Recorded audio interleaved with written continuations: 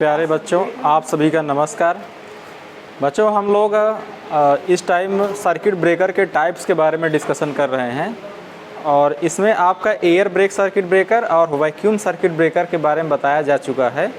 और vacuum circuit breaker में जो भी बताया गया है वो आपके ऑब्जेक्टिव के लिहाज से पर्याप्त है। मेरा ऐसा मानना है कि अगर आप उन सारी चीज़ों को कम्प्लीटली पढ़े होंगे तो निश्चित तौर पर आपका कोई भी एग्ज़ाम में उस टॉपिक से बाहर का नहीं आएगा क्वेश्चन, वैक्यूम सर्किट ब्रेकर हो या एयर ब्रेक सर्किट ब्रेकर हो।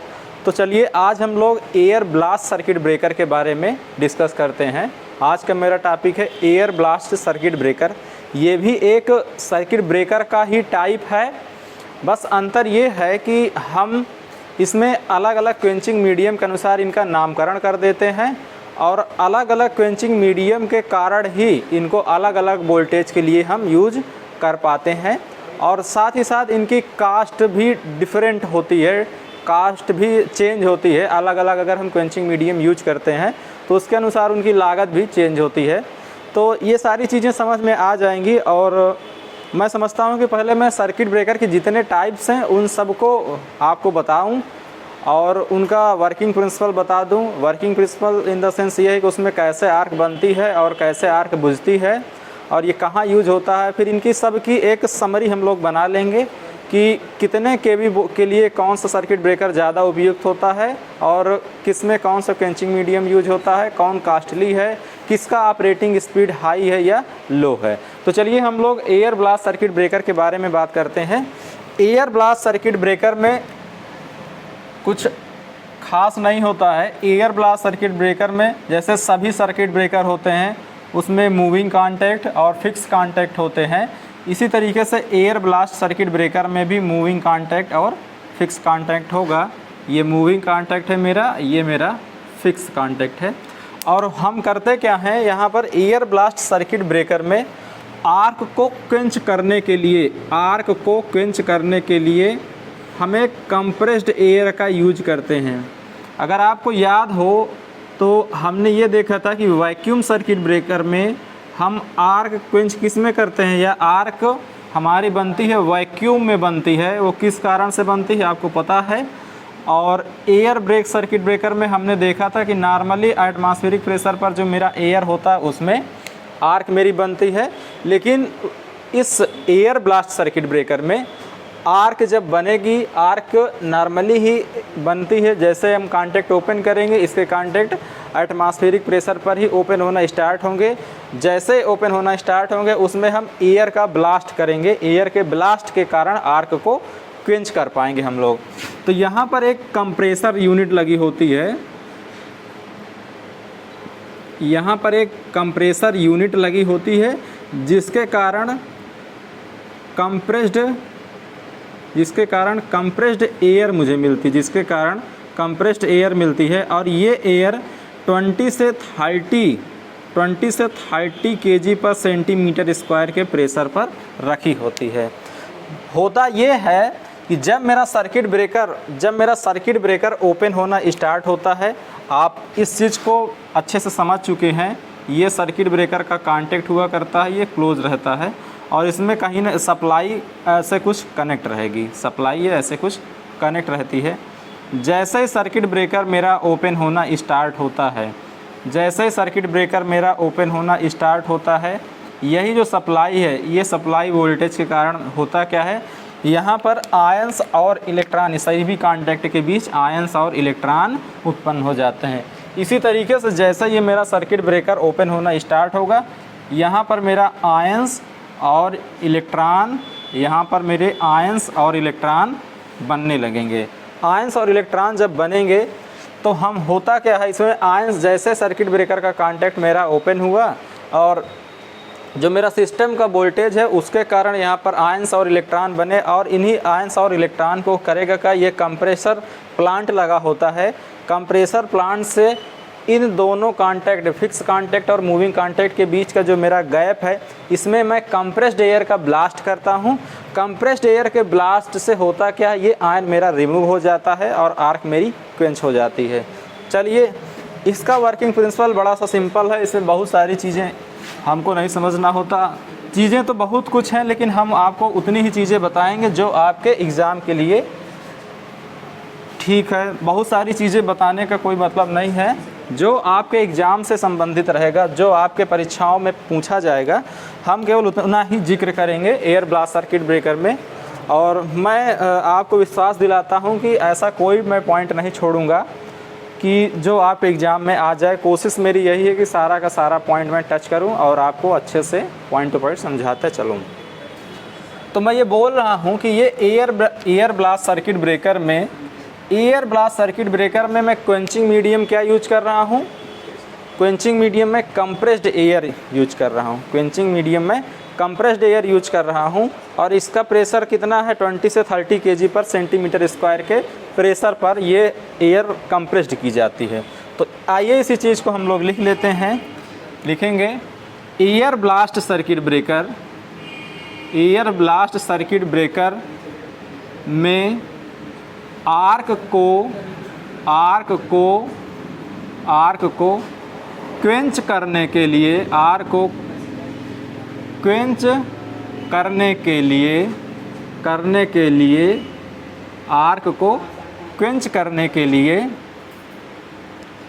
करने के लिए क्वेंचिंग मीडियम आर्क को क्वेंच करने के लिए क्वेंचिंग मीडियम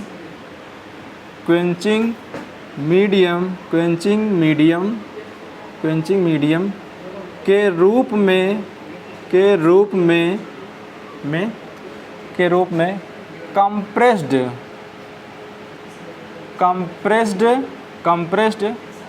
एयर प्रयोग करते हैं। कंप्रेस्ड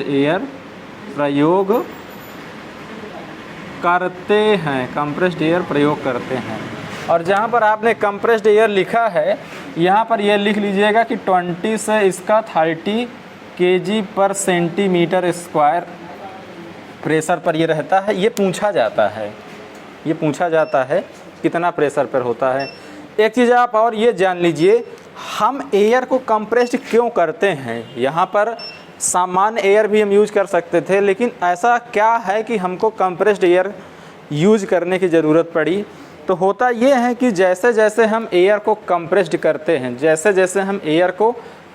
करते हैं उसके कारण होता है क्या? इसकी डाइलेक्ट्रिक स्ट्रेंथ इम्प्रूव होती है। इसलिए मैं डाइलेक्ट्रिक स्ट्रेंथ को इम्प्रूव करने के लिए मैं कंप्रेस्ड एयर का यूज़ करता हूँ।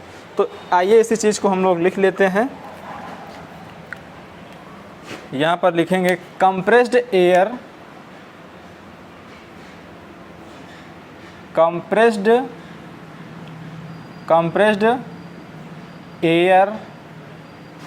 की डाइलेक्ट्रिक स्ट्रेंथ, कंप्रेस्ड एयर की डाइलेक्ट्रिक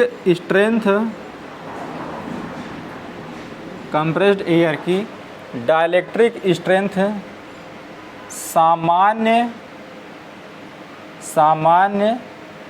एयर की तुलना में बहुत अधिक होता है।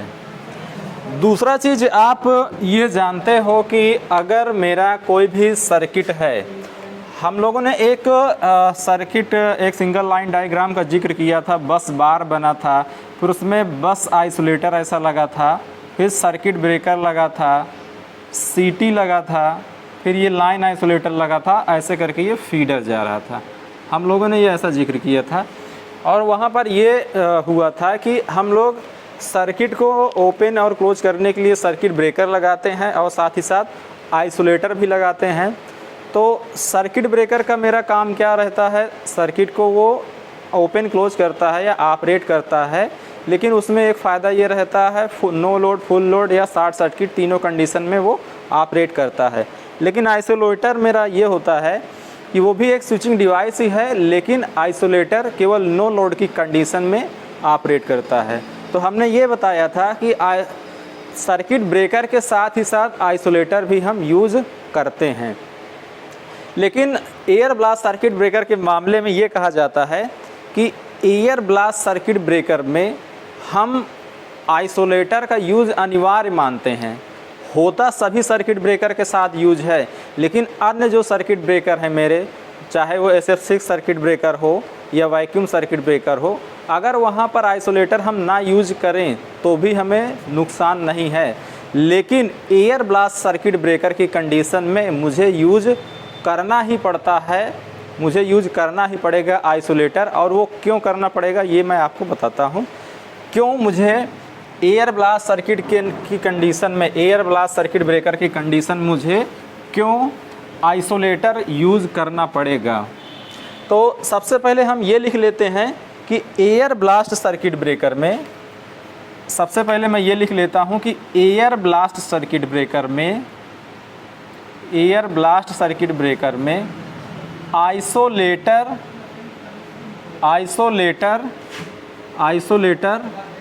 का यूज़ अनिवार्य होता है। आइसोलेटर का यूज़ अनिवार्य होता है, आइसोलेटर का यूज़ अनिवार्य होता है। और ये क्यों होता है, आइए इस चीज़ को हम समझते हैं। अगर मैं मान लूँ कि ये मेरा कोई सर्किट ब्रेकर, अच्छा इससे पहले एक चीज़ मैं और आपको बता दूँ, air blast circuit breaker generally 132 kV या इससे ऊपर के वोल्टेज लेवल में यूज़ होता है। उससे कम के लिए तो हम वैक्यूम सर्किट ब्रेकर यूज कर लेते हैं, उससे कम के लिए हम air brake circuit breaker use कर लेते हैं। तो एयर ब्लास्ट सर्किट ब्रेकर का यूज हम 132 kV या इससे ऊपर के इलेक्ट्रिफिकेशन के लिए हम यूज करते हैं। तो चलिए आइए हम लोग ये समझते हैं कि एयर ब्लास्ट सर्किट ब्रेकर में आइसोलेटर मेरा क्यों ज़रूरी है, आइसोलेटर की ज़रूरत क्यों है। देखिए आइसोलेटर दोनों में यूज होता है, सभी सर्किट ब्रेकर के साथ यूज करते हैं, लेकिन एयर ब्लास्ट सर्किट ब्रेकर की अगर मैं बात करूं तो यहाँ कहते हैं यहाँ आइसोलेटर का यूज़ होना मस्ट है। ये मान लीजिए कोई सोर्स है, अब देखिए सोर्स का ये जनरेटर मत मानिएगा, ऐसा जनरेटर का सिंबल ज़रूर दिखाया गया है। ये मान लीजिएगा केवल सोर्स है, बस कोई सोर्स है, आपको जनरेटर से यहाँ है कि ट्रांसफार्मर इससे मतलब नहीं, ये केवल सोर्स हम मानेंगे। ये सर्किट के पैरामीटर यहाँ पर हम शो किए हैं और सर्किट के पैरामीटर मैं शो किया हूँ। और उसके बाद यहाँ पर मेरा ये सर्किट ब्रेकर लगा हुआ है, ये यहाँ पर मेरा सर्किट ब्रेकर लगा हुआ है।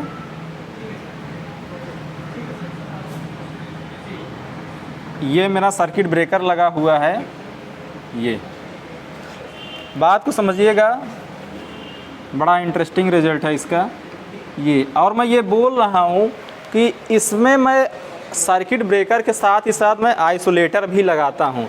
तो मैं ऐसा मान के चलता हूँ कि मैं यहाँ पर आइसोलेटर लगा दिया हूँ, लेकिन आइसोलेटर मेरा क्लोज पोजीशन में है, आइसोलेटर मेरा क्लोज पोजीशन में है। अब हम देखेंगे कि क्या इसका मेरा फ़ायदा है। ये मेरी एक कोई ट्रांसमिशन नेटवर्क की सर्किट है और मैं ये मानता हूँ कि यहाँ पर मेरा देखिए शॉर्ट सर्किट आ गया, यहाँ पर शॉर्ट सर्किट फॉल्ट आ गया। शॉर्ट सर्किट फॉल्ट आने के कारण होगा क्या, इधर मेरा सप्लाई वोल्टेज कितना है, 132 kV का सप्लाई वोल्टेज मेरा ये कनेक्ट है, 132 kV वोल्टेज का सप्लाई मेरा कनेक्ट है। यहाँ पर सर्किट ब्रेकर लगा हुआ है। आप जानते हो जैसे ही सर्किट में फॉल्ट आएगा, जैसे ही सर्किट में फॉल्ट आएगा, ये सर्किट ब्रेकर मेरा ओपन होगा। अब ये जैसे ही सर्किट ब्रेकर मेरा ओपन होगा, यहाँ पर कोई कंप्रेस्ड एयर रहेगी, इस सर्किट ब्रेकर में ही लगा होता है कंप्रेस्ड एयर, ये कंप्रेस्ड एयर, ये कंप्रेस्ड एयर का ब्लास्ट इसमें होगा। कंप्रेस्ड एयर का ब्लास्ट इसमें होने के बाद जैसे कंप्रेस्ड एयर का ब्लास्ट होगा, ये जो आयन और इलेक्ट्रॉन है, ये और आयन और इलेक्ट्रॉन जो मेरे बने, ये रिमूव कर जाएंगे और ये स्वाइप कर जाएंगे। उसके कारण यहाँ पर जो आर्क बनी होगी, जो यहाँ पर इस आयन और इलेक्ट्रॉन के कारण होता क्या है, आर्क बन जाती है, ये आर्क बन जाती है। और इसी सर्किट ब्रेकर को मैं यहाँ पर समझ रहा हूँ, ये सर्किट ब्रेकर है, इसी सर्किट ब्रेकर को मैं यहाँ पर समझ रहा हूँ।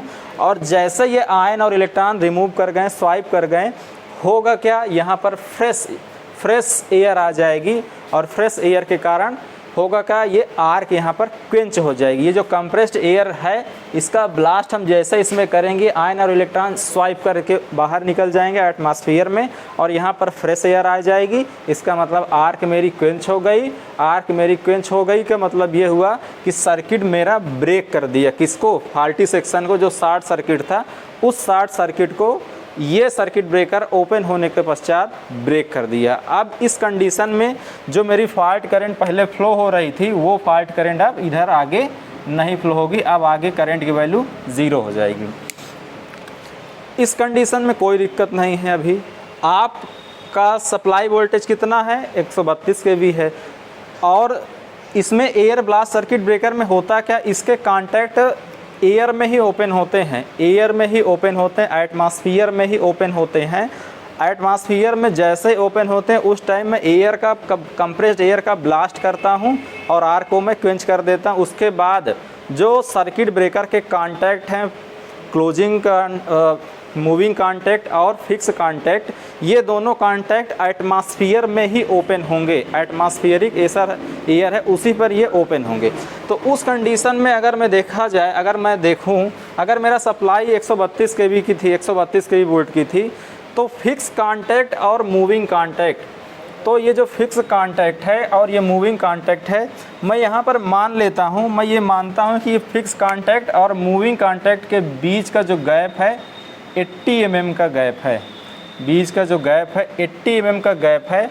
अब आइए हम लोग चेक कर लेते हैं, आइए हम लोग चेक कर लेते हैं कि 132 kV सप्लाई वोल्टेज के लिए क्या, 132 kV सप्लाई वोल्टेज के लिए क्या 80 mm का जो गैप है पर्याप्त है कि नहीं है।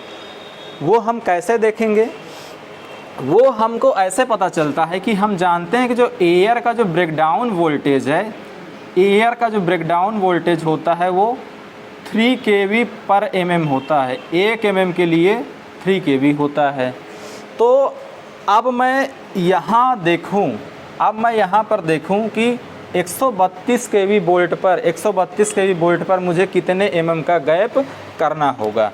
तो सबसे पहले हम क्या करेंगे, ये जो 132 kV वोल्ट है, 132 kV वोल्ट ये है मेरा RMS वैल्यू में, RMS वैल्यू को मैं पीक वैल्यू में कन्वर्ट कर दूंगा, तो √2 से इसमें गुणा करके इसको पीक वैल्यू में कन्वर्ट कर दूंगा, तो ये लगभग आ जाएगा 186 किलो वोल्ट के बराबर आएगा। 186 किलो वोल्ट के बराबर आएगा। आप इसको चेक कर लीजिए। और 186 किलो वोल्ट के अनुसार जो मेरा गैप बनना चाहिए, जो मेरा गैप बनना चाहिए वो लगभग 62 mm का गैप बनना चाहिए, 62 mm का गैप बनना चाहिए। लेकिन आप यहाँ पर कितना गैप दे दिए हो, 80 mm का गैप दे दिए हो। हमें गैप कितना चाहिए, हमें गैप चाहिए था 62 mm का, आपने गैप कितना प्रोवाइड करा दिया, 80 mm का आप गैप प्रोवाइड करा दिए। इसका मतलब ये है कि आप इस 132 kV वोल्टेज के लिए अभी आप एकदम सेफ कंडीशन में हैं, कोई ज़रूरत नहीं है आइसोलेटर की। अगर आपका सर्किट ब्रेकर ओपन हो गया तो अब इतना ज़्यादा आपने गैप क्रिएट कर दिया कि अब आपको कोई चिंता की बात नहीं है। आइए फिर से हम लोग एक बार समझते हैं। हमने ये कहा कि सर्किट ब्रेकर जब मेरा ओपन हुआ तो उसके कॉन्टैक्ट 80 mm के गैप क्रिएट कर पाते हैं, और हमने ये देखा कि 132 kV वोल्ट के लिए कितना हमको गैप क्रिएट करना होगा। तो 132 kV RMS वोल्ट है, 132 kV RMS वोल्ट है, इसको मैं पीक वोल्ट में कन्वर्ट करूँगा तो √2 से मल्टीप्लाई कर दूंगा। आप जानते हो कि इंसुलेशन के डिज़ाइन में पीक वोल्ट के अनुसार करता हूँ, तो जब √2 से गुणा करूँगा तो लगभग 186 वोल्ट के बराबर, 186 kV किलो वोल्ट 186 kV के बराबर आएगा। और 186 kV के अनुसार जब मैं निकालता हूँ एयर के लिए गैप कितना होना चाहिए डाइलेक्ट्रिक स्ट्रेंथ, तो मुझे आता है 62 mm के लिए 62 या 64 mm के बराबर कुछ गैप आता है। लेकिन मैं यहाँ पर कितना गैप क्रिएट कर दिया हूँ, 80 mm का। तो इसका मतलब ये है कि मैं इस टाइम एकदम सेफ कंडीशन में हूँ, गैप मेरा ज़्यादा है, मुझे कोई ज़रूरत नहीं है आइसोलेटर की। यहाँ से आपको ऐसा लग रहा होगा कि मुझे आइसोलेटर की कोई ज़रूरत नहीं है। और ये ध्यान दीजिएगा बार बार, ये जो मेरा गैप बना है ये एयर में गैप बना है। आर्क क्वेंच होने के पश्चात ये एयर में बना है और गैप कितना है 80 mm का, और ब्रेकडाउन के लिए कितना चाहिए था 62 mm का, लेकिन आपका ज़्यादा है तो इस टाइम आप सेफ़ हैं। लेकिन मान लीजिए आप सेफ़ हैं, यहाँ सर्किट ब्रेकर आपका ओपन है, ये शॉर्ट सर्किट इधर बना हुआ है, ये सर्किट ब्रेकर आपका ओपन है। ये इस सर्किट ब्रेकर को अब यहाँ पर हम समझेंगे। ये सर्किट ब्रेकर ओपन है, आप एकदम सेफ़ कंडीशन में हैं। इसमें आपका गैप 80 mm का आपने गैप कर ही रखा है, कोई दिक्कत की बात नहीं है। 80 mm के गैप के कारण एकदम सेफ़ कंडीशन में हैं। लेकिन आप ये मान लीजिए, लेकिन एक ऐसी कंडीशन आ जाए कि लाइटनिंग स्ट्रोक हो और ये लाइटनिंग के कारण यहाँ पर बहुत अधिक, आप जानते हो लाइटनिंग में बहुत हाई वोल्ट का डिस्चार्ज होता है, बहुत हाई वोल्टेज का डिस्चार्ज होता है। मैं ये मान लूँ कि करीब 100 मेगा वोल्ट का डिस्चार्ज हुआ। 100 मेगा वोल्ट, ध्यान दीजिएगा, 100 मेगा वोल्ट का डिस्चार्ज हुआ। 100 मेगा वोल्ट का मतलब ये आप कह सकते हैं 100 मेगा वोल्ट को आप कह सकते हैं 10,000 किलो वोल्ट। 10,000 kilo volt. अब 10,000 किलो वोल्ट के लिए अगर आप गैप निकालें, अब 10,000 हुआ क्या, सर्किट ब्रेकर का कांटेक्ट आपका ओपन है, 80 mm का गैप है, आप एकदम निश्चिंत हैं, कोई दिक्कत की बात नहीं है। लेकिन किसी कारण से इस सर्किट में लाइटनिंग डिस्चार्ज हुआ। लाइटनिंग डिस्चार्ज के कारण 100 मेगा वोल्ट का यहाँ पर डिस्चार्ज हुआ। 100 मेगा वोल्ट जब यहाँ आया तो ये 100 मेगा वोल्ट यहाँ भी इस सर्किट ब्रेकर के कांटेक्ट के क्रॉस 100 मेगा वोल्ट अप्लाई हुआ। अब आप ये समझिए उस कंडीशन में ये बहुत कम टाइम के लिए होता है, लगभग माइक्रो सेकंड के लिए होता है। लेकिन आप ये बताइए 100 मेगा वोल्ट के लिए क्या ये सर्किट ब्रेकर का कांटेक्ट गैप इतना सफिशिएंट है कि आर्क ना बन पाए? 100 मेगा वोल्ट के लिए क्या ये सर्किट ब्रेकर का कांटेक्ट का गैप सफिशिएंट है कि आर्क ना बन पाए? ऐसा नहीं है। इस 100 मेगा वोल्ट कहूँ मैं या चाहे 10,000 किलो वोल्ट कहूँ, इस 10,000 किलो वोल्ट के कारण इस सर्किट ब्रेकर के कांटेक्ट के क्रॉस फिर से आर्क बन जाएगी। क्यों बन जाएगी? कि इसलिए बन जाएगी क्योंकि ये वोल्टेज मेरा इतना ज़्यादा है कि इस कांटेक्ट के बीच का जो गैप है, जो यहाँ पर एयर है, इसको ब्रेकडाउन कर देगा और ब्रेकडाउन के कारण आयंस और इलेक्ट्रॉन इसमें फिर से बन जाएंगे। तो इसमें फिर से आर्क करंट फ्लो होने लगेगी और फिर से आर्क करंट फ्लो होने के कारण फिर इधर मेरा ऑलरेडी शॉर्ट सर्किट कंडीशन है ही है, फिर से मेरी शॉर्ट सर्किट करंट फ्लो होने लगेगी। अगर आप निकालना चाहें तो इसके लिए आप निकाल सकते हैं कि आपको कितना गैप होना चाहिए। आप जानते हो कि 3 kV के लिए आपको गैप की ज़रूरत होती है 1 mm की, तो 1 kV के लिए आपको कितनी गैप की ज़रूरत होगी? 1/3 mm की। इसी तरीके से 10,000 किलो वोल्ट के लिए आपको गैप की ज़रूरत होगी 10,000/3 10,000 mm/3। तो ये आ जाएगा लगभग 3000, लगभग कुछ ऐसा आ जाएगा। 3000 mm का गैप आपको चाहिए होगा। 3000 mm का गैप, 3000 mm गैप का मतलब हो गया 3000 mm आपको। अब इस कंडीशन में आपको कितना गैप चाहिए? 3000 mm का गैप चाहिए। ये एग्जैक्ट कैलकुलेशन नहीं है, ये एक रफ़ कैलकुलेशन है। आप इसको एग्जैक्ट कैलकुलेट करके देखेंगे, इसके आसपास आएगी वैल्यू। तो 3000 mm का गैप चाहिए किसमें? सर्किट ब्रेकर में। और आपका गैप कितना है? आप तो आराम से बैठे थे कि मेरा 80 mm का गैप हो गया, मुझे कोई दिक्कत नहीं है। लेकिन इस कंडीशन में आपको कितना गैप चाहिए? 3000 mm का गैप। क्या सर्किट ब्रेकर में आप इतना गैप कर सकते हो? क्या सर्किट ब्रेकर में आप इतना, सर्किट ब्रेकर के कांटेक्ट के बीच 3000 mm का आप गैप कर सकते हैं? नहीं कर सकते हैं। जाहिर सी बात है आप नहीं कर सकते हैं, क्योंकि 3000 mm का गैप करने के लिए कॉन्टैक्ट के बीच सर्किट ब्रेकर आपका बहुत बड़ा बनाना पड़ेगा, बहुत ही बड़ा बनाना पड़ेगा। हो सकता है लगभग 1-2 मंजिला मकान की ऊंचाई के बराबर बन जाए आपका सर्किट ब्रेकर, जो कि संभव नहीं है। इसलिए आप एयर ब्लास्ट सर्किट ब्रेकर में सर्किट ब्रेकर के साथ ही साथ आइसोलेटर भी प्रोवाइड करते हैं। और आइसोलेटर ओपन होने पर इसमें बहुत ज़्यादा गैप आ जाता है। इससे भी ज़्यादा आइसोलेटर लगाने पर इससे भी ज़्यादा गैप आ जाता है। अब मेरा गैप बहुत ज़्यादा आ गया, इस कंडीशन में चाहे जितना लाइटनिंग स्ट्रोक हो, जब इधर से मेरा सर्किट ओपन ही है, तो कोई फॉल्ट करंट प्रवाहित नहीं होगी। तो यहाँ से आप लोगों ने यह समझा होगा कि एयर ब्लास्ट सर्किट ब्रेकर में मुझे क्यों आइसोलेटर की ज़रूरत पड़ती है। देखिए, आप ये कह सकते हैं कि वैक्यूम सर्किट ब्रेकर में भी तो सर बड़ा कम गैप होता है। वैक्यूम सर्किट ब्रेकर में भी तो फिक्स कांटेक्ट या तो मूविंग यहाँ पर हमने उल्टा लिख दिया था, ये मेरा फिक्स कांटेक्ट है, ये मेरा मूविंग कांटेक्ट है। वैक्यूम सर्किट ब्रेकर में भी तो फिक्स कांटेक्ट और मूविंग कांटेक्ट के बीच बड़ा कम गैप होता है, लेकिन वहाँ पर हमने ये नहीं कहा कि आइसोलेटर का प्रयोग होना अनिवार्य है। वहाँ पर हमने इसलिए नहीं कहा क्योंकि जो मेरा फिक्स कांटेक्ट और मूविंग कांटेक्ट जब ओपन होता है, तो ओपन होने के पश्चात मान लीजिए आर्क वार्क जो बनी वो क्वेंच हो गई, ओपन होने के पश्चात जो भी गैप रहा वो किस में गैप रहता है, वो वैक्यूम में गैप होता है। और वैक्यूम की डाइलेक्ट्रिक स्ट्रेंथ बहुत हाई होती है, तो इसलिए वहाँ पर आइसोलेटर अगर नहीं लगा होगा तो भी चल जाएगा। और एयर ब्रेक आइसोलेटर की मैं बात करूं तो एयर ब्रेक आइसोलेटर तो आपका लो वोल्टेज के लिए यूज होता है, वो इंडोर एप्लीकेशन के लिए यूज होता है, तो उसमें लाइटनिंग का तो कोई चक्कर ही नहीं है। अब आ जाता है मेरा एयर ब्लास्ट सर्किट ब्रेकर।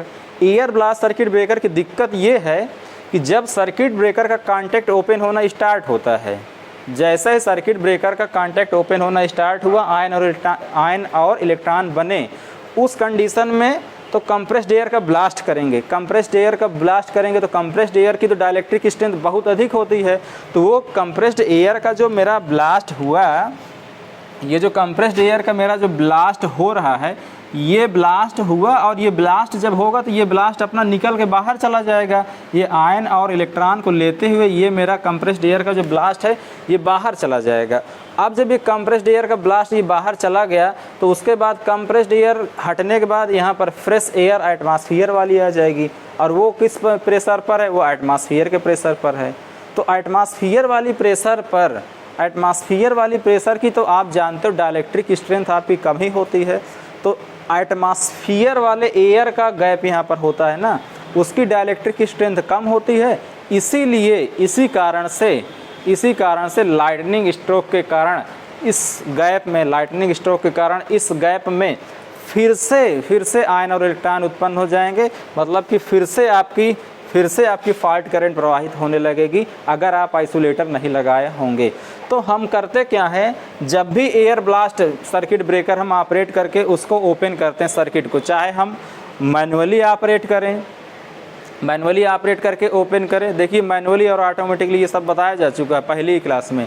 चाहे मैं मैनुअली ऑपरेट करके सर्किट ब्रेकर के कॉन्टैक्ट को ओपन करूं, या तो सर्किट में कोई फॉल्ट आया, उससे जुड़ा हुआ रिलेशंस किया, रिलेशंस करने के बाद सर्किट ब्रेकर को कमांड दिया, सर्किट ब्रेकर कॉन्टैक्ट अपना ओपन कर दिया। जब सर्किट ब्रेकर कॉन्टैक्ट अपना ओपन कर देगा तो मुझे एक सिग्नल मिलेगा कंट्रोल रूम में। जब सर्किट ब्रेकर का कॉन्टैक्ट ओपन हो जाएगा ऑटोमेटिकली, तो हम क्या करेंगे, मैनुअली जाकर आइसोलेटर का कॉन्टैक्ट या आइसोलेटर मैं ओपन कर दूंगा। और ये क्यों करता हूँ, ये एडिशनल गैप प्रोवाइड करने के लिए, इसलिए मैं आइसोलेटर को मैं ओपन करता हूँ। तो एयर ब्लास्ट सर्किट ब्रेकर में जब भी मैं एयर ब्लास्ट सर्किट ब्रेकर को ओपन करूँगा, जब भी, चाहे फॉल्ट की कंडीशन में ओपन हुआ, चाहे ऐसे नॉर्मली किसी भी कंडीशन में एयर ब्लास्ट सर्किट ब्रेकर को मुझे ओपन करना हुआ, मुझे क्या करना होगा, एयर ब्लास्ट के सर्किट ब्रेकर को ओपन करने के साथ ही साथ मुझे आइसोलेटर को भी ओपन करना पड़ेगा। तभी मैं ये चीज़ के लिए इंश्योर हो जाऊंगा कि अब मेरी सर्किट पूरी तरीके से ओपन है, मुझे किसी प्रकार का कोई आर्क बनने की संभावना इसमें नहीं दिख रही है। तो यही चीज़ हम लोग यहाँ पर लिख सकते हैं, यही चीज़ हम लोग यहाँ पर लिख भी लेते हैं कि air blast circuit breaker open होने के पश्चात, लिखिएगा, air blast circuit breaker open होने के पश्चात ओपन होने के पश्चात आइसोलेटर को भी, या तो ऐसे लिखते हैं, एडिशनल गैप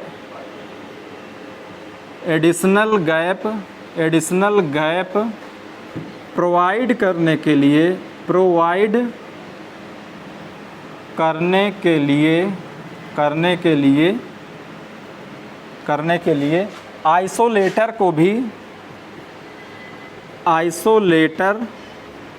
आइसोलेटर को भी ओपन कर देते हैं, आइसोलेटर को भी ओपन कर देते हैं। ये आप समझ गए हैं किस लिए। अगला लिख लीजिए, इसका प्रयोग 132 केवी तक होता है, या 132 केवी तक नहीं, 132 केवी या इससे अधिक। तो इसी चीज़ को हम लिखते हैं, इसका प्रयोग 132 केवी से अधिक, 132 केवी से लेकर अधिक वोल्टेज के लिए होता है। इसका प्रयोग 132 केवी से लेकर अधिक वोल्टेज के लिए प्रयोग होता है। आप लोगों ने जब ये पढ़ा था कि करंट चॉपिंग और रेजिस्टेंस स्विचिंग, ये सारी चीज़ें पढ़ा था, तो उसमें ये पाया था कि रेजिस्टेंस स्विचिंग मैं एयर ब्लास्ट सर्किट ब्रेकर में करता हूँ। तो वही पॉइंट यहाँ पर भी हम लोग लिख लेते हैं जिससे हमको याद रहे। रेजिस्टेंस स्विचिंग का प्रयोग, रेजिस्टेंस स्विचिंग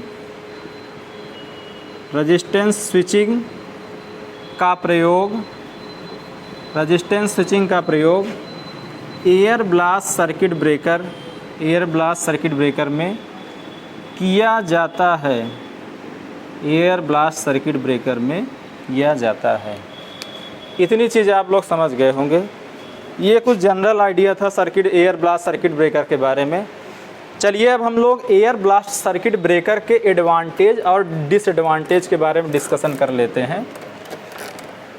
तो इसको हटा लेते हैं और एडवांटेज और डिसएडवांटेज का हम लोग डिस्कशन करते हैं। देखिए, तो एक तो सबसे बड़ा advantage air blast circuit breaker में ये होता है कि इसमें जो आप क्वेंचिंग मीडियम यूज कर रहे हैं वो एयर यूज कर रहे हैं। वो भले कंप्रेस्ड एयर है लेकिन एयर यूज कर रहे हैं। और एयर आप जानते हो, एयर हमको फ्री में मिल जाती है एटमॉस्फेयर से। एयर हमको एटमॉस्फेयर से फ्री में मिल जाती है। ये मेरा एक बड़ा एडवांटेज है एयर ब्लास्ट सर्किट ब्रेकर में। ये मेरा बड़ा एडवांटेज है कि मुझे एयर एटमॉस्फेयर से फ्री में मिल जाती है। तो इसमें हेडिंग डालते हैं एडवांटेज, और इसमें जो एडवांटेज बताया गया है वो एडवांटेज आयल सर्किट ब्रेकर को ध्यान में रखते हुए बताया गया है। ठीक है, हालांकि आयल सर्किट ब्रेकर अभी आपको नहीं बताया गया है, लेकिन इसका एयर ब्लास्ट सर्किट ब्रेकर के बाद अगला जो टॉपिक रहेगा वो आयल सर्किट ब्रेकर का ही होगा। तो उसी को ध्यान में रखकर इसके एडवांटेज का डिस्कशन किया गया है। तो सबसे पहला एडवांटेज तो आप समझ ही रहे हो कि इसमें हमको एटमॉस्फेयर से फ्री में एयर मिल जाती है।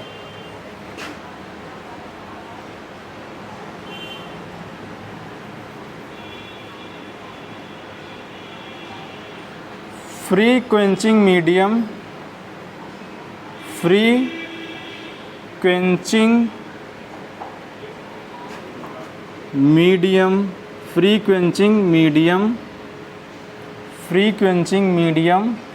ब्रैकेट में लिख सकते हैं compressed air free quenching medium used.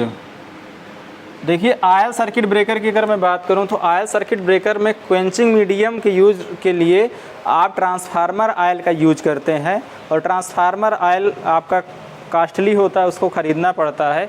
लेकिन यहाँ पर आपने क्या यूज किया, फ्री क्वेंचिंग मीडियम एयर का यूज किया है क्वेंचिंग मीडियम के लिए, और एयर हमको कहीं से ख़रीदना नहीं पड़ता है, वो सीधे हमको एटमॉस्फेयर से फ्री में मिल जाती है। दूसरा इसका एडवांटेज ये है कि इसका जो ऑपरेशन होता है वो हाई स्पीड होता है, इसका ऑपरेशन फास्ट होता है, करीब 2 से 5 साइकिल के बीच सर्किट ब्रेकर ऑपरेट हो जाता है। तो यहाँ पर दूसरा मैं लिख लेता हूँ, high speed operation, high speed operation, high speed operation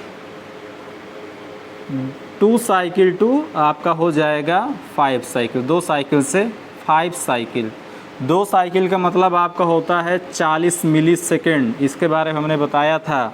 एक साइकिल का हो जाता है 20 मिली सेकेंड, ठीक है। तो 2 साइकिल का टाइम हो गया 40 मिली सेकेंड, और 5 साइकिल का हो गया 5 साइकिल का हो जाएगा 100 मिली सेकेंड। चाहे साइकिल में आपसे बात किया जाए, चाहे मिली सेकेंड में बात किया जाए, आप दोनों चीज़ को समझ रहे होंगे। तीसरा ये है, अगर इसका मैं एयर ब्लास्ट सर्किट ब्रेकर का मैं अगर बार बार ऑपरेशन करना चाहूँ, तो ये सूटेबल होता है कि मैं एयर ब्लास्ट सर्किट ब्रेकर को बार बार ऑपरेट कर सकता हूँ। तो यही चीज़ लिख लेते हैं, सूटेबल फॉर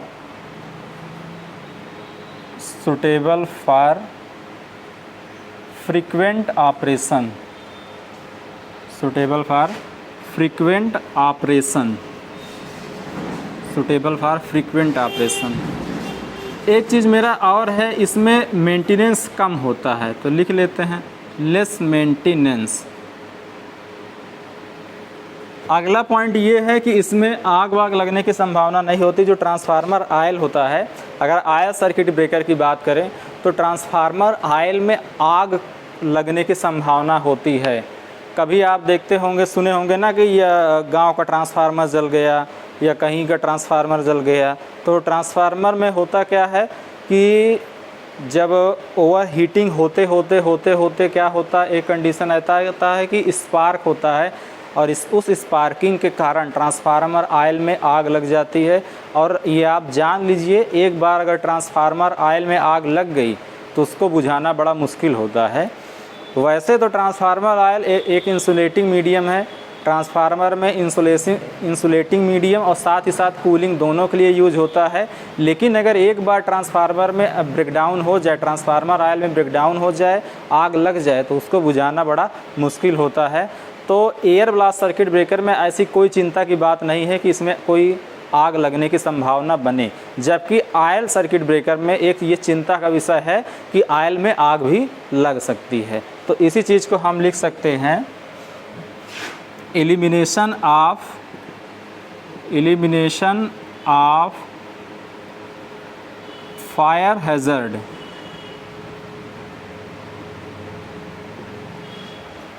ये कुछ आपके एडवांटेज हैं जो एयर ब्लास्ट सर्किट ब्रेकर में हैं, और ये एडवांटेज हम किस सर्किट ब्रेकर को ध्यान में रख के किए हैं, ये एडवांटेज हमने आयल सर्किट ब्रेकर को ध्यान में रख के बताया है। आप जानते हो जैसे कि कोई भी व्यक्ति हो या कुछ भी हो, उसमें अच्छाइयाँ होती हैं और साथ ही साथ बुराइयाँ भी होती हैं।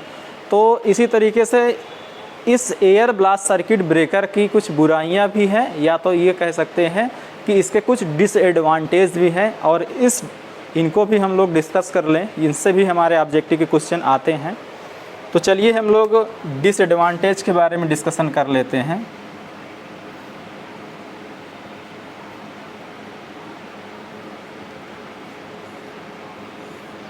डिसएडवांटेज में तो सबसे बड़ा डिसएडवांटेज तो आप यही है कि इसमें करंट चोपिंग की समस्या आती है।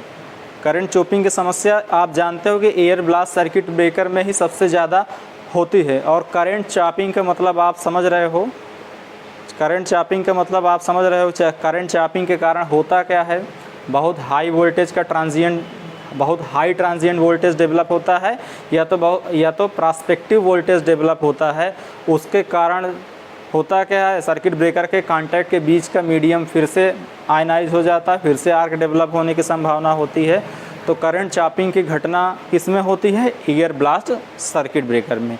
तो ये हमारा एयर ब्लास्ट सर्किट ब्रेकर का एक तरीके का डिसएडवांटेज ही तो है। तो यहाँ मैं लिख लेता हूँ, प्रॉब्लम ऑफ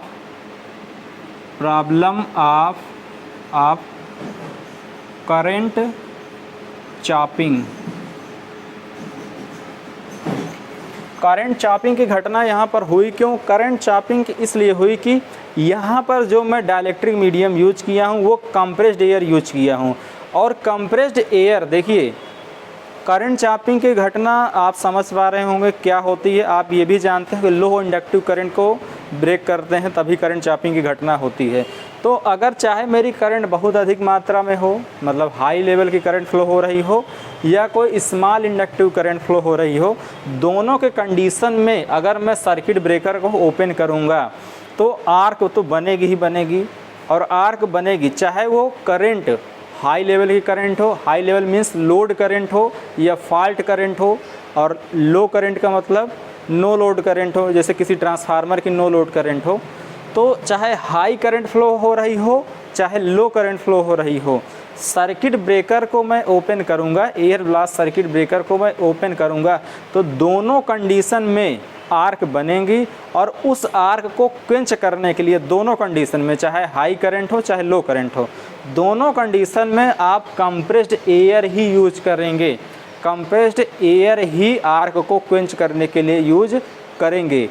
तो समस्या ये आती है कि जब हाई करंट फ्लो हो रही होती है तब तो वो करंट क्रॉसिंग नेचुरली जीरो से पहले ब्रेक नहीं कर पाता है ये कंप्रेस्ड एयर। लेकिन जब लो करंट फ्लो हो रही होती है तो उस कंडीशन में ये जो कंप्रेस्ड एयर है करंट क्रॉसिंग नेचुरली जीरो से पहले ही करंट को ब्रेक कर देता है, जिससे करंट चॉपिंग की घटना उत्पन्न होती है।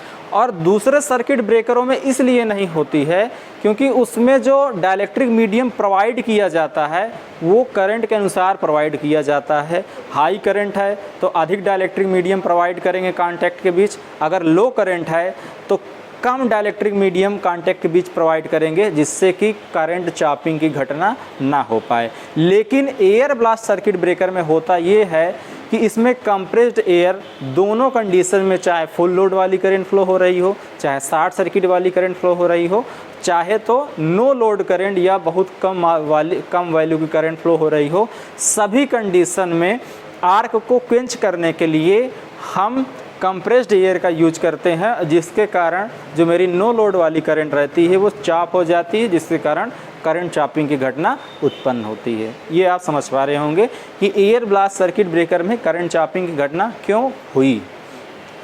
दूसरा, जब करंट चॉपिंग की घटना हुई तो उससे समस्या क्या आई, उससे समस्या ये आती थी कि बहुत हाई प्रॉस्पेक्टिव वोल्टेज डेवलप होता था, V = I/L/C। ये बहुत हाई ट्रांजिएंट वोल्टेज डेवलप हुआ करता था। इस हाई ट्रांजिएंट वोल्टेज के कारण फिर से इस कांटेक्ट के मीडियम जो फिर से कांटेक्ट है, जब करंट मेरी चॉप हो गई, करंट मेरी जीरो हो गई, तो उस टाइम ये मैं कह सकता हूँ कि यहाँ पर आयन और इलेक्ट्रॉन रिमूव हो जाएंगे। लेकिन जब ये प्रॉस्पेक्टिव वोल्टेज मेरा अप्लाई होता था तो फिर से यहाँ पर आयन और इलेक्ट्रॉन बन जाते थे, या तो मैं ये कहूँ फिर से मेरा फिक्स कांटेक्ट और मूविंग कांटेक्ट के बीच का जो गैप है वो फिर से आयनाइज हो जाता था। तो फिर से जो मेरी फॉल्ट करंट ब्रेक हुई थी वो फिर से मेरी फॉल्ट करंट बहने लगती थी। और इस करंट चॉपिंग से बचने के लिए हम क्या करते थे, हम रेजिस्टेंस स्विचिंग का प्रयोग करते थे। तो यहाँ पर हमने क्या पाया कि करंट चॉपिंग के कारण हाई ट्रांजिएंट वोल्टेज डेवलप हुआ। तो इसी चीज़ को लिख लेते हैं, due to current chopping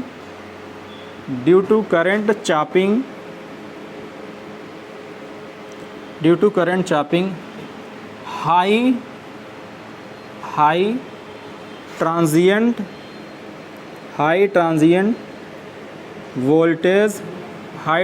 voltage develop, high transient voltage develop due to current chopping, high transient voltage develop. अच्छा, एक इसमें एक्स्ट्रा कास्ट ये आ जाता है इस सर्किट ब्रेकर में, ये जो एयर है, ये जो एयर, तो देखिए एयर तो हमको एटमॉस्फेयर से मिल जाती है, एयर तो मुझे एटमॉस्फेयर से मिल जाती है, लेकिन इसको कंप्रेस्ड करने के लिए, इसमें प्रेशर क्रिएट करने के लिए, जो एयर मिली उसको कंप्रेस्ड करने के लिए, इसमें प्रेशर क्रिएट करने के लिए हमको सर्किट ब्रेकर में एक एक्स्ट्रा यूनिट इन्वॉल्व करना पड़ता है, हमको एक एक्स्ट्रा यूनिट इन्वॉल्व करना पड़ता है, और उस यूनिट को मैं नाम देता हूँ compressor unit plant. Compressor unit plant, वो कंप्रेसर यूनिट प्लांट क्या करेगा, एटमॉस्फेयर से एयर को लेगा और उसको कंप्रेस करके 20 से 30 kg/cm² का प्रेशर क्रिएट करेगा, तो वही कंप्रेस्ड एयर का ब्लास्ट फिर हम इसमें यूज़ कर पाएंगे। तो हमने ये देखा कि एयर ब्लास्ट सर्किट ब्रेकर में इस कंप्रेसर प्लांट की एक्स्ट्रा कास्ट आती है, तो ये एक तरीके का मेरे लिए डिसएडवांटेज ही तो है कि इसमें एक अलग से मुझे कंप्रेसर प्लांट या कंप्रेसर यूनिट की ज़रूरत पड़ती है। कंप्रेसर यूनिट में होता क्या, बेसिकली टैंक होता है और एक मोटर होती है, 3 phase synchronous motor, 3 phase induction motor use करते हैं, तो उसके यूज़ से हम एयर को कंप्रेस कर लेते हैं। तो जबकि अन्य सर्किट ब्रेकर में इस कंप्रेसर यूनिट प्लांट की ज़रूरत नहीं पड़ती है, लेकिन इसमें पड़ती है, तो ये एक तरीके का मेरे लिए नुकसान ही है, और इसको मैं डिसएडवांटेज वाले में लिख लेता हूँ। सेपरेट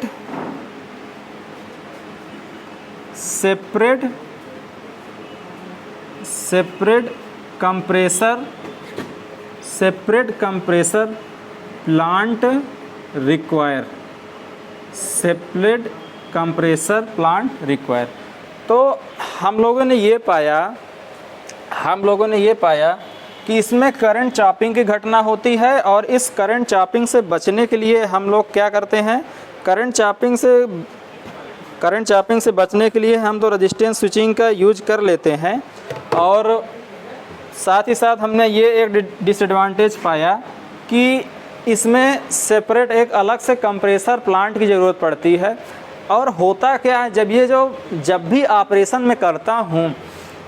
मैं ऑपरेशन करता हूँ तो ये जो कंप्रेस्ड एयर है, ये जो कंप्रेस्ड एयर का जैसे मैं ब्लास्ट करता हूँ तो बड़ी तेज़ आवाज़ आती है।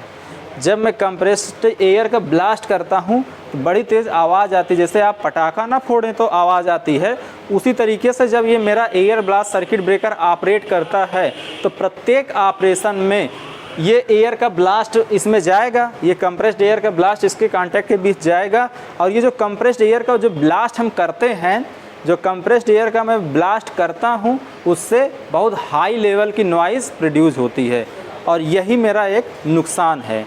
तो मैं इसको लिख लेता हूँ, during operation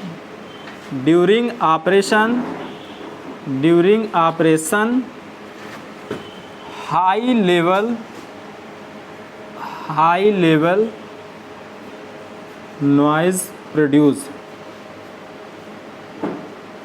during operation high level noise produce. तो ये रहे आपके एयर ब्लास्ट सर्किट ब्रेकर के बारे में एडवांटेज, और ये थे आपके डिसएडवांटेज। अच्छा, आपको मैं एक चीज़ और बता दूं कि आप लोगों ने देखा होगा, पढ़ा होगा कि एयर ब्लास्ट सर्किट ब्रेकर का वो कुछ ऐसा क्वेश्चन आता है कि रेलवे के इलेक्ट्रिफिकेशन के लिए आप कौन सा सर्किट ब्रेकर यूज करते हैं, रेलवे के इलेक्ट्रिफिकेशन के लिए आप कौन सा सर्किट ब्रेकर यूज करते हैं। तो जवाब होता है कि एयर ब्लास्ट सर्किट ब्रेकर का, एयर ब्लास्ट सर्किट ब्रेकर का। लेकिन मैं आपको बता दूं, ये पहले यूज हुआ करता था, लेकिन जो अब नया ट्रेंड है, अब आप SF6 सर्किट ब्रेकर यूज हो रहा है। लेकिन अगर आपका कभी पेपर में आपसे पूछा जाए कि रेलवे के इलेक्ट्रिफिकेशन के लिए कौन सा सर्किट ब्रेकर यूज करते हैं, तो आप बताएंगे एयर ब्लास्ट सर्किट ब्रेकर। तो ये इस तरीके से आपका एयर ब्लास्ट सर्किट ब्रेकर का टॉपिक कंप्लीट होता है। 1 मिनट में और लूँगा, कल का था वैक्यूम सर्किट ब्रेकर से रिलेटेड था, उसमें एक चीज़ आपको बताया गया था कि circuit break vacuum circuit breaker की हम लोग बात कर रहे हैं। एयर ब्लास्ट सर्किट ब्रेकर आपका कंप्लीट हुआ इसका टॉपिक। इसी जितना आपको लिखाएगा इसी से कुछ आपके क्वेश्चन बनते हैं, ज़्यादा एयर ब्लास्ट सर्किट ब्रेकर के बारे में पूछा नहीं जाता है। तो वैक्यूम सर्किट ब्रेकर में हमने ये बताया था कि कुछ स्पार्क से आपका आर्क बनती है। पूरे ये जो आपका कांटेक्ट है, कांटेक्ट के पूरे सरफेस से आर्क नहीं बनती है। इसका मेन रीज़न ये होता है कि जहाँ पर आयंस और इलेक्ट्रॉन्स का कंसंट्रेशन ज़्यादा होता है वहाँ से आपको आर्क बन जाती है, उस स्पार्क से बन जाती है। तो इसीलिए पूरे कांटेक्ट से आपको आर्क वैक्यूम सर्किट ब्रेकर में नहीं मिलती है। दूसरा एक चीज़ ये था कि वैक्यूम सर्किट ब्रेकर में जो अगर सरफेस उसका खुरदुरा रहेगा तो ज़्यादा आर्क बनती है, और अगर सरफेस उसका चिकना होगा तो उसमें आर्क कम बनती है। हम इसको ये कह सकते हैं कि हम वैक्यूम सर्किट ब्रेकर में हम जो सरफेस है वो चिकना सरफेस ज़्यादा प्रीफर करते हैं, स्मूथ सरफेस प्रीफर करते हैं। स्मूथ सरफेस प्रीफर करने का रीज़न ये होता है कि अगर मैं खुरदुरा मान लीजिए कांटेक्ट यूज़ करता हूँ तो होता क्या है, जब इसका जो लास्ट पॉइंट है क्लोज़ होने का तो करीब इस खुरदुरे पॉइंट पर ये क्लोज़ होता है, और इस खुरदुरे पॉइंट पर ही आयंस और इलेक्ट्रॉन का कंसंट्रेशन बढ़ जाता है, और इस कंसंट्रेशन के कारण इसी खुरदुरे पॉइंट से आर्क का स्पार्क भी प्राप्त होने लगता है। तो हम चाहते हैं कि स्मूथ सरफेस हम वैक्यूम सर्किट ब्रेकर में यूज करें। कोई भी सर्किट ब्रेकर हो, सभी सर्किट ब्रेकर में हम स्मूथ ही कांटेक्ट यूज करना चाहेंगे। तो बच्चों ये था आपका इससे पहले था आपका एयर ब्लास्ट सर्किट ब्रेकर। आप ये चीज़ समझ लीजिए कि एयर ब्लास्ट सर्किट ब्रेकर आपको 132 kV से ऊपर के लिए यूज होना है। इसी में आपका करंट चॉपिंग की घटना होती है, इसी में ही आप रेजिस्टेंस स्विचिंग भी यूज करते हैं। तो अभी तक आपको मैं बता चुका हूँ air brake circuit breaker, vacuum circuit breaker और एयर ब्लास्ट सर्किट ब्रेकर। चलिए अब हम लोग नेक्स्ट टॉपिक के साथ नए लेक्चर में मिलेंगे। आप सभी का बहुत बहुत धन्यवाद। मैं समझता हूँ कि आप लोग घर में बैठकर अपने टाइम को यूटिलाइज़ कर रहे होंगे और अच्छे से पढ़ाई कर रहे होंगे। चलिए आप सभी के साथ मेरी शुभकामनाएं हैं। बहुत बहुत धन्यवाद मेरे प्यारे बच्चों।